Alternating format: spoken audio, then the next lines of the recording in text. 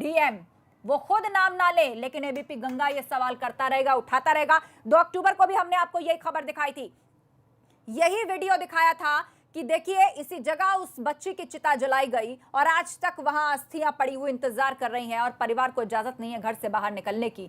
पर आज सारे सवालों के जवाब इस तरह तलाशे गए, मीडिया को आने की इजाजत मिली। मीडिया का जो सत्याग्रह चल रहा था कि हमें क्यों नहीं पीड़ित परिवार से मिलने दिया जा रहा, वो बंधन टूटा, वो बैरियर टूटा, मीडिया परिवार से मिला और परिवार भी आज बाहर निकल पाया। तो देखिए लड़की का भाई जिसके हाथ में ये अस्थि कलश है, घर की जो माएं हैं, चाचियां हैं, वो रो रही हैं, वो कह रही हैं कि ये हाल किया इन्होंने हमारी बेटी का जैसे कोई लावारिस लाश जला के जाता है। तो कल एबीपी गंगा ने इस खबर को प्रमुखता से आपको दिखाया था और किस तरह हमने ये मुद्दा उठाया, देखिए आप। गांव के 4 युवकों ने उस युवती के साथ बलात्कार किया या नहीं किया, ये जांच का विषय है। एसआईटी इस मामले की लगातार तफ्तीश कर रही है, लेकिन प्रशासन किस तरीके से उस परिवार के साथ बलात्कार कर रहा है, तस्वीर इस बात की गवाही दे रही है। आधी रात को हिंदू रीति रिवाजों के विरुद्ध, परिवार की मर्जी के विरुद्ध आपने अंतिम संस्कार करा दिया। लेकिन अब आप देखिए तस्वीरें कि फूल चुनने की, यानी जिसको कहते हैं अस्थियां को कलेक्ट करना और जिसका विसर्जन होता है, उसकी तक की इजाज़त नहीं है। परिवार को पूरी तरह से नज़रबंद कर दिया है। परिवार का एक युवक सामने आता है और ये साफ कहता है कि परिवार को लगातार धमकाया जा रहा है, लगातार कैद रखा हुआ है, मोबाइल छीन लिए गए हैं। और आप देखिए जो आधी रात को किस तरीके से प्रशासन ने संवेदनहीनता की पराकाष्ठा दिखाई थी। हैंड सैनिटाइजर को ज्वलनशील पदार्थ बना दिया और वो प्लास्टिक बोतल अभी भी इस समय चितास्थल पर मौजूद है। आप समझ सकते हैं कि प्रशासन किस तरीके से पूरी तरह से संवेदनहीन हो चुका है, या कहा जाए कि प्रशासन नाम की कोई चीज़ हाथरस में नहीं है। और ऐसे में ज़रूरत है कि मुख्यमंत्री जितने भी प्रशासनिक अधिकारियों की वजह से हाथरस आज पूरे देश में चर्चाओं में है, लगातार गलत वजहों से सुर्खियों में है, उन पर गंभीर से गंभीर कार्रवाई करें। हाथरस से नितिन उपाध्याय, एबीपी। तो 2 अक्टूबर को हमने ग्राउंड जीरो से आपको दिखाया था कि कैसे 3 दिन बीत जाने के बाद भी आज अस्थियां कर रही हैं इंतजार कि कोई सदस्य आए और पूर्ण संस्कार की जो ये प्रक्रिया है, ये जो परंपरा है, उसको पूरा करे। और आज एबीपी नेटवर्क और कुछ पुलिस वाले परिवार के साथ वहां पर पहुंचे और परिवार अपने घर से निकल पाया और अस्थियां चुनी।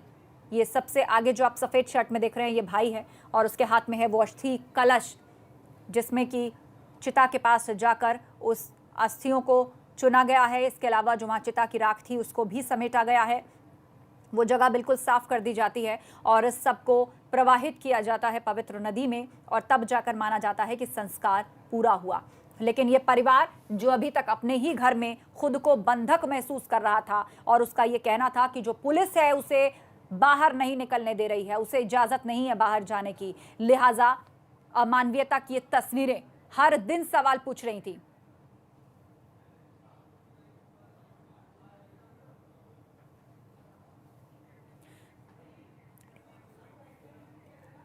तो 2 तस्वीरें इस वक्त हम आपको दिखा रहे हैं। एक तस्वीर आप देखिए 2 अक्टूबर को हमने दिखाई थी, यानी कल का दिन, और जब पूछा था सवाल कि यहां चिता की राख है और हैं अस्थियां, आखिर इनको चुनने की इजाजत कब दी जाएगी, परिवार पर से बंदिश कब हटाई जाएगी कि जो परिवार बाहर निकले और इन अस्थियों को चुने।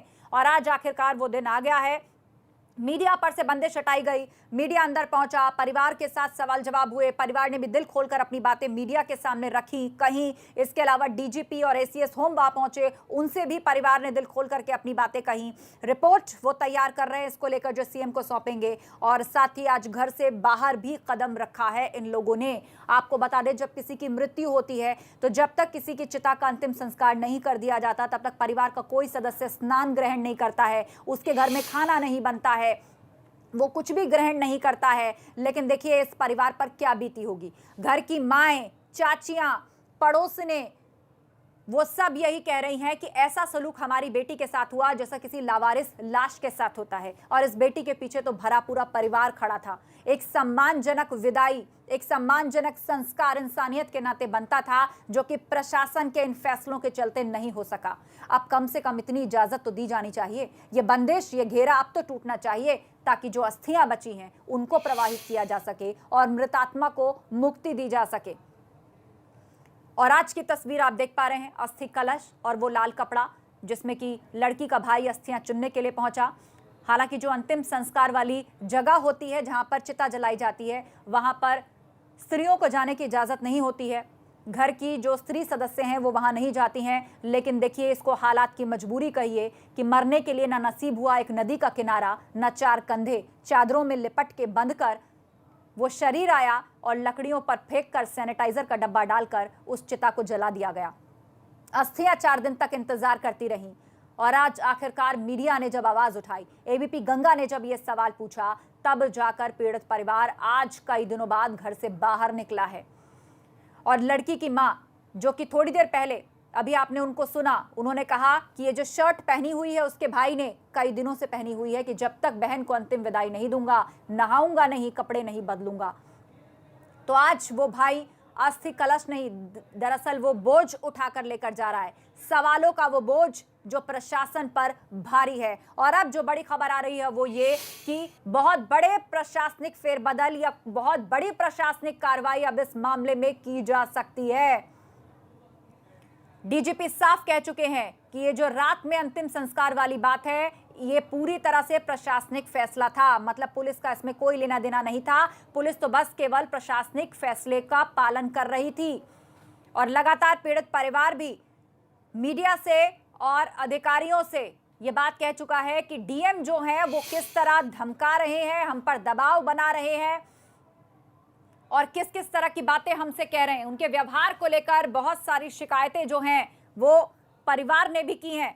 आईपीएस एसोसिएशन ने इस बात को लेकर नाराजगी जताई है कि हमेशा कार्रवाई की जद में पुलिस वाले ही क्यों आते हैं, जबकि आईएएस मैं अभी पापा जी से पूछ के आया हूँ। उन्होंने बोला कि अभी उन्होंने बोला कि ले आइए। जो आपके साथ लेडीज आई हैं, उन्होंने जी। विरोध किया इस चीज का। उन्होंने कहा कि हमारी मर्जी के बगैर ये लोग यहाँ पर आए हैं। किसने विरोध किया? जो चाची यहाँ खड़ी हुई थी, आगे आगे उधर जो चली गई, उन्होंने कहा। और जो विक्टिम की मामी है, नहीं नहीं, एक मिनट क्या तो कहा नहीं, दूर तो सर। मुझे पता है ना, मैंने इतना दर्द झेला है। आप ऐसे सवाल कर रहे हो, जाके देखो वहाँ पे सामने कैसे जान निकलती है। मैं बताता हूँ ना, मैं चीख नहीं रहा, मैं बताता हूँ। मैं एक फर्ज निभा रहा हूँ अपना। आपने उसे गलत वे पे ले लिया, इसका आप संवेदनशील नहीं हो सकते हैं। ये कैसी असंवेदनशीलता है रिपोर्टिंग के नाम पर, मेरे समझ में नहीं आया। तो इन्हें अभी हम परवाह नहीं, आप शांत हो जाइए, आप शांत हो सीधी जाइए। बात है, इन्हें हम अपने पास रखेंगे। जिसे भी ये लग रहा है ये एविडेंस है तो मैं रखता हूँ अपने पास। उन्हीं की सलाह से आए हैं। जी हाँ, मैं पूछ के आया हूँ, पूछ लीजिए वहाँ पे। मैं तभी आया हूँ यहाँ पे। और जो इस तरह के उल्टे सीधे सवाल कर रहे हैं, मैं एक तो आप परेशान ना हो, उस तरफ आप ध्यान ना दें। आपके हाथ में इस वक्त सबसे महत्वपूर्ण चीज है। आपको परेशान होने की जरूरत नहीं है। आप संयम रखिए, इसका आपको ख्याल रखना है। ये लड़ाई आपको बहुत आगे तक लेकर जानी है। बस ये बता दीजिए योगिता कि अब आगे क्या, क्योंकि परिवार जो है वो साफ तौर पर ये कह रहा है कि ये विसर्जन तब तक हाँ नहीं जी, होगा। बिल्कुल। विसर्जन तब तक नहीं होगा जब तक न्याय नहीं इंसाफ मिले। नहीं मिल जाता। बिल्कुल। आप विसर्जन तब तक नहीं करेंगे जब तक इंसाफ नहीं मिल जाता है। ऐसा ही होगा। इंसाफ नहीं मिलेगा तब तक नहीं होगा, जब तक पता नहीं चलेगा। अब हम पूरे परिवार को वहाँ घर तक पहुँचाएंगे। ज़्यादा दूरी नहीं है, बस 2 मकान और हम वहाँ पहुँच जाएंगे। तब तक एक छोटा सा अंतराल, हम लौटेंगे। तो देखा आपने किस तरीके से पीड़ित परिवार जो है वो गुस्से में है और उसका कहना है कि अब ये अस्थियां तब तक प्रवाहित नहीं होंगी जब तक कि न्याय नहीं मिल जाता। जब पूर्ण न्याय मिलेगा तब जाकर ये अस्थियां प्रवाहित होंगी। जहां हर कदम कदम पर बेकदरी की गई, उस लड़की और उसके शरीर के साथ में, मृत शरीर के साथ में अस्थियां चुनने भी इतने दिन बाद जाकर इजाजत मिली है। तो अब ये अस्थियां प्रवाहित नहीं होंगी, ये पीड़ित परिवार कह रहा है। और उसने कहा कि जब तक पूरा न्याय नहीं मिल जाता हम इन अस्थियों को प्रवाहित नहीं करेंगे।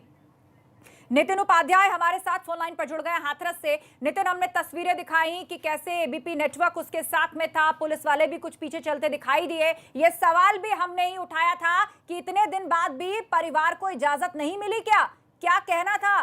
पुलिस वाले क्या निकलने नहीं दे रहे थे परिवार को अस्थियां चुनने के लिए? देखिए, बिल्कुल ऐसे लग रहा था जैसे पूरा परिवार नजरबंद था। और यही वजह है कि एबीपी नेटवर्क ने जब इस मुहिम को आगे बढ़ाया, एबीपी गंगा ने इस खबर को दिखाया किस तरीके से हमें हर परिवार के हर सदस्य से बात करनी है, सच्चाई की तह तक जाना है और उसके बाद आज इजाजत मिली और किस तरीके से परिवार पूरी तरह से एबीपी गंगा के सामने अपना पूरा दर्द बयां कर रहा है। और उन्होंने कहा है कि जब तक वो तब तक अस्थियों को विसर्जित नहीं करेंगे जब तक उनको पूर्ण न्याय नहीं मिल जाता। उनकी दलील है कि आखिर जब हमको दिखाया ही नहीं गया कि कौन सा शरीर है, किसकी अंतिम संस्कार कर दिया जाए, तो मैं ये कैसे मानूं, उसकी मां का कहना है, मैं ये कैसे मानूं ये मेरी बेटी है। हालांकि ये उनकी नाराजगी थी, ये उनका दर्द था, लेकिन फिर जब अस्थियां उन्होंने एकत्रित करनी है और हिंदू रीति रिवाज में अक्सर जो यहाँ ब्रज क्षेत्र के लोग हैं, जो हाथरस के लोग हैं, जो आगरा के लोग हैं, वो लोग कासगंज जाते हैं, पड़ोसी जिले, वहाँ सोरोस क्षेत्र है और वहां से गंगा नदी होकर गुजर रही है, तो वहाँ अक्सर लोग प्रभावित करते हैं। और ऐसे में मुझे भी उम्मीद है कि ये परिवार को भी सोरो ही जाना होता होगा, लेकिन उन्होंने पूरी तरह से मना कर दिया है परिवार ने। और ऐसे में आप देख सकते हैं कल किस तरीके से अस्थियां वहां बिखरी पड़ी हुई थी, जो सैनिटाइजर की बोतल वहां रखी हुई थी, जो बता रही थी कि प्रशासन कितना ज्यादा असंवेदनशील है, कितना ज्यादा पूरी तरह से असंवेदनहीन है। कुल मिला के कहा जाए तो जिस तरह से जो पीड़िता के साथ हुआ, उससे ज्यादा कहीं ना कहीं कहा जाए एक तरह से एक प्रशासनिक रेप किया है सिस्टम ने, और सिस्टम आज पूरी तरह से बेनकाब हो गया है। जिस तरह से परिवार के लोगों से बात की तो उनका कहना है कि लगातार अधिकारी ये कह रहे थे कि अगर कोविड में अगर मौत हो जाती, कोरोना में, तो शायद आपको अपनी सहायता राशि नहीं मिलती जो आपको मिली। इसके साथ ही उनका ये भी आरोप लगाया उन्होंने किस तरीके से उनके पिता को चश्मा लगाते हैं, उनको दिखता नहीं है पास का, और उनको बिना चश्मे के उनको जबरदस्ती ले जाके उनसे साइन करा लिए गए। तमाम तरह के आरोप थे। इसके साथ ये भी कहा कि पीएम रिपोर्ट दिखाइए। उन्होंने कहा जिलाधिकारी ने कि आप अंग्रेजी में क्या समझोगे। कुल मिला के एक गरीब, लाचार, अशिक्षक, हर तरह से, हर तमगे से उस परिवार को लाद दिया। और यही वजह है कि परिवार बहुत ज्यादा इस समय परिवार कहा जाए निराश है, हताश है, लाचार है। और एक चीज महत्वपूर्ण बात ये भी है कि इसके पीछे परिवार की क्या वजह है वो परिवार बेहतर जान सकता है। उन्होंने ये कहा है एबीपी गंगा के कैमरे पर कि हम कोई नार्को और पॉलीग्राफ टेस्ट नहीं कराएंगे। तो कुल मिला के कहा जाए स्थिति बहुत ज्यादा नाजुक है। और ऐसे में जब 2:20 पर हितेश चंद्र अवस्थी, अवनीश कुमार अवस्थी डीजीपी और एसीएस होम पे पहुंचे, एबीपी गंगा ने तस्वीरें दिखाई थी। उसके बाद हमने परिवार से बात की तो उसका परिवार का जो बेटी का जो बड़ा भाई है, जिसकी जो बेटी है, उसका कहना है कि हमें उम्मीद नहीं है कि हमें न्याय मिलेगा। तो कुल मिला के कहा जाए कहानी बड़ी विचित्र होती नजर आ रही है। उस परिवार को जिस तरह से हर तरह से गई, देखिए उसकी तरफ आरोपी पक्ष है, उनके परिवार से भी जैसे ही चैनल की एंट्री होती है गांव में, वो भी से बिखरे हुए नजर आए। उनकी जो माँ है, उनके जो पिता हैं, चाहे वो आरोपी लवकुश हो, आरोपी रामू हो, आरोपी संदीप हो, पूरी तरह से छाती पीट कर वो कह रही थी कि हमारे बच्चों को निर्दोष फंसाया जा रहा है। कहना है कि जितना सरकार उस परिवार को मुआवजा देगी, उससे 2 गुना मुआवजा हम देने के लिए तैयार हैं। हम फांसी पर चढ़ने के लिए तैयार हैं अगर हमारे बच्चे इस पूरे मामले में अगर दोषी पाए जाते हैं। एक का कहना था कि उस लड़का फैक्ट्री पर काम कर रहा था, बनाया गया। दूसरे कुछ की माँ का कहना था कि उनका बेटे ने जब ये घटना हुई है और उसकी माँ खुद अपनी बेटी को मार रही है, पीट रही है इस घटना के बाद, तो खुद वो पानी देने हमारा लड़का ही पहुंचा उसकी स्थिति जब हालत बिगड़ने लगी। तो तमाम तरह की चीजें हैं, तमाम तरह के कहा जाए इस पूरे प्रकरण में कहा जाए आरोप प्रत्यारोप का दौर चल रहा है। अभी तक चीजें क्लैरिफाई नहीं हुई है, लेकिन जो मेन जो पीड़ित परिवार है उसके साथ कहीं ना कहीं कहा जाए लगातार का जो असंवेदनशीलता रही है, लगातार कहा जाए जो परिवार के साथ लगातार इस एक तरह से कहा जाए एक तरफा रवैया रहा है, प्रशासन का दमनात्मक रवैया रहा है।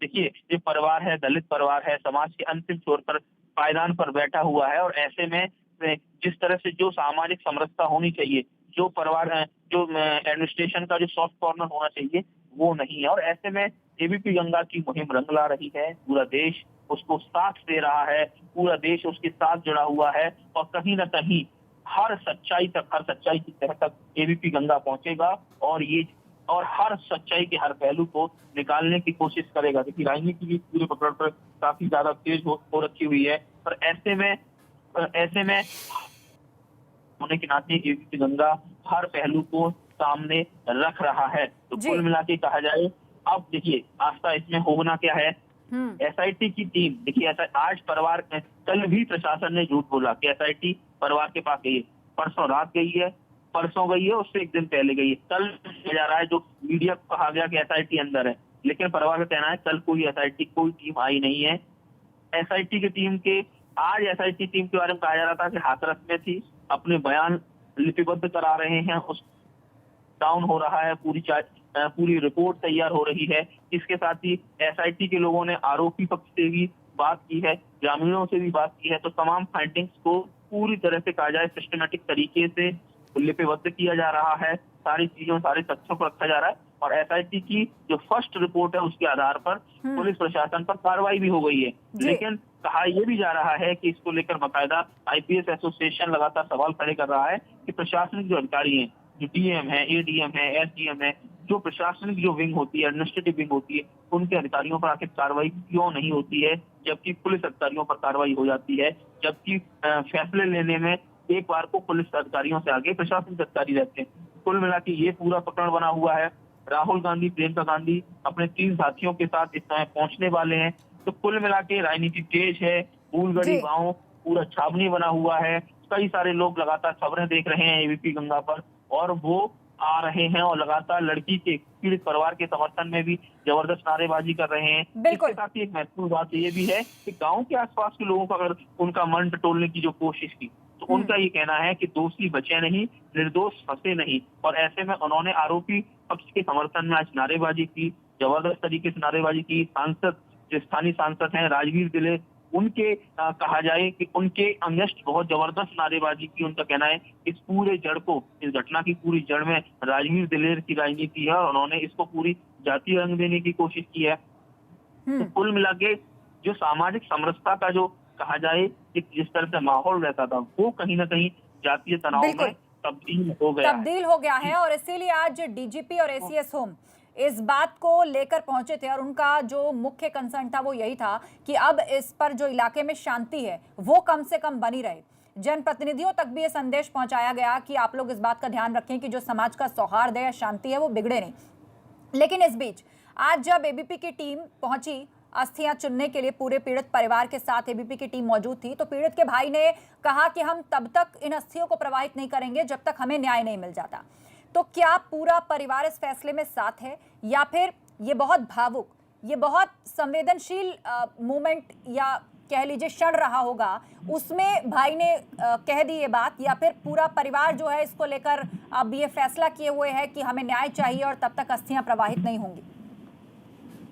बिल्कुल आस्था, देखिए आस्था, इस ऐसे फैसले की रिपोर्टिंग करना ही बड़ा टफ इसलिए होता है क्योंकि अलग अलग पक्ष के अलग अलग बातें होती हैं, अलग अलग दलीलें होती हैं और उसके साथ अलग अलग सोसाइटी के ग्रुप्स की कहीं ना कहीं सेंटीमेंट्स होते हैं। अगर एक पक्ष की बात की जाती है तो दूसरे पक्ष को लगता है कि जानबूझकर उनको कहीं ना कहीं डिमीन किया जा रहा है या उनको बदनाम करने की साजिश है। देखिए इस पूरे प्रकरण में जो देखा गया है, पीड़ित पक्ष का ये कहना है कि हम अस्थियां किसकी उठाएं, हमें पता नहीं किसका अंतिम संस्कार कर दिया गया और ऐसे में, लेकिन ये चीजें मैं समझ रहा हूँ ये उनके अंदर का दर्द है। परिवार पहुंचा, एबीपी नेटवर्क पूरा पहुंचा, उसके सामने अस्थियां इकट्ठी की गई हैं।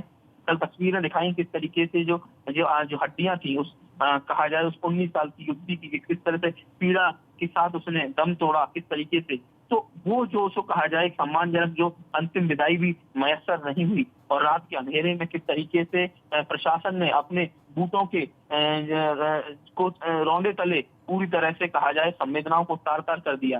परिवार का ये कहना है कि हम तब तक अस्थियों को नहीं विसर्जित करेंगे जब तक हमको पूर्ण न्याय नहीं मिल जाता। और लगातार परिवार में चाहे माँ हो, चाहे भाई हो, चाहे पिता हो, उनका यही कहना है कि लगातार कि प्रशासन आरोपी पक्ष के साथ मिला हुआ है और ऐसे में उनको न्याय मिलने की उम्मीद ना के बराबर दिख रही है।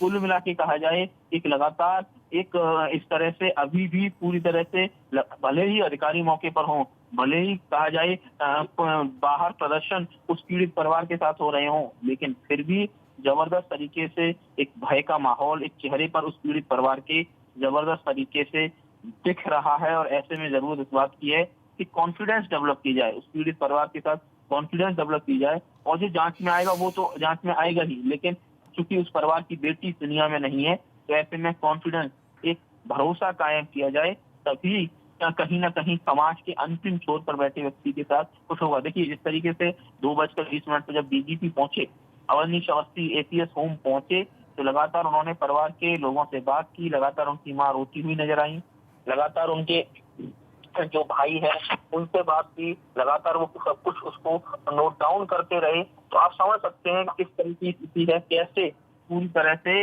लगातार उस परिवार की एक बात को उन्होंने सरकार के नुमाइंदे के तौर पर दोनों अधिकारियों ने सुना, लेकिन फिर भी शायद परिवार को जिस तरह से उन्होंने स्टेटमेंट दिया है बिल्कुल उतनी उम्मीद नहीं है।